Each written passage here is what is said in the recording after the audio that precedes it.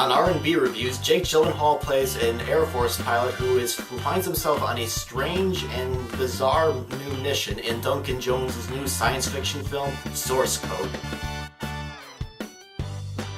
Hey everyone, this is Rob for R&B Reviews, and today I'm going to be reviewing Source Code, starring Jake Gyllenhaal and directed by Duncan Jones, who made a science fiction film called Moon.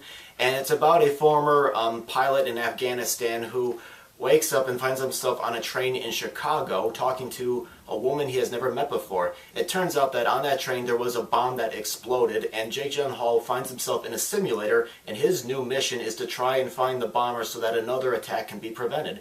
And I gotta say, the beginning of the movie, I was really interested in this movie because, of what was going on. It's like the movie to me is more like a mystery as opposed to a science fiction film, because even though it's kind of science fiction usually uses a metaphor for ideas about what could happen or what if happens, I found the science in this film to be a little bit more ridiculous and unbelievable, but nonetheless it's definitely more of a mystery, as Gyllenhaal has all these different suspects on the train. He has to narrow it down and figure out who the bomber could be. And I was pretty much like Gyllenhaal. I was kind of confused as I was watching the movie, but I think we're supposed to be confused because we're supposed to feel like how he's feeling. We're in a new surrounding that we've never been in before, and we have something we have to put together, and it's just it helped feel like how Gyllenhaal was feeling. And the movie mystery, like I said, you've got all the suspects on the train. He has to figure out, and the catch is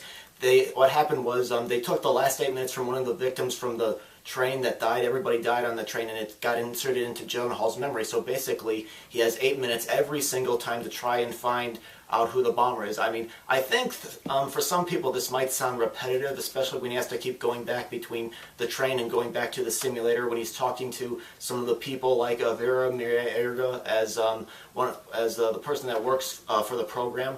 But it's not as bad as that. I think people may find it like repetitive, but each time he goes in there, it's not exactly the same. There's always something different. He talks to a different person. He might move to a different location on the train. So it's not really necessarily a repetitive film in that aspect. But another thing I noticed is the film has limited a number of sets, and it definitely has a claustrophobic feel to it.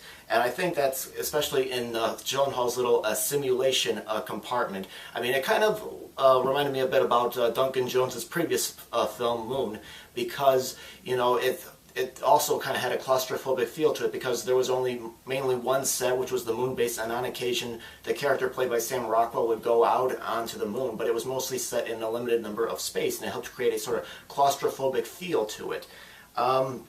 To me, this movie is not as good as Moon because, like I said, I think the science fiction element in Moon was much stronger and much more credible. Here it seems kind of ridiculous and not completely believable, but this film, Source Code, I thought was very challenging, at times sad. It kept me on the edge of my seat. I didn't know what was going on. I learned new things just as Jake Gyllenhaal's character was learning new things, and it's just...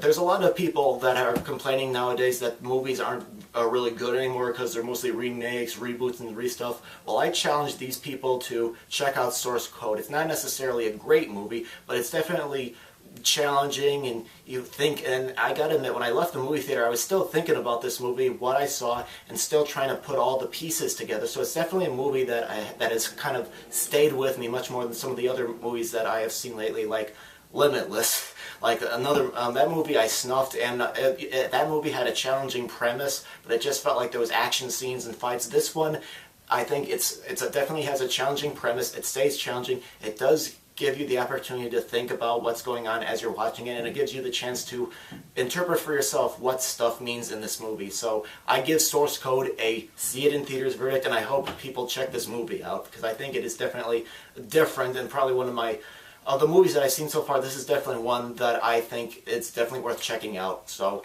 that's my review for R&B Reviews on Source Code. So leave your comments about the movie or about the video, and thank you very much for watching. We'll see you next time on R&B Reviews.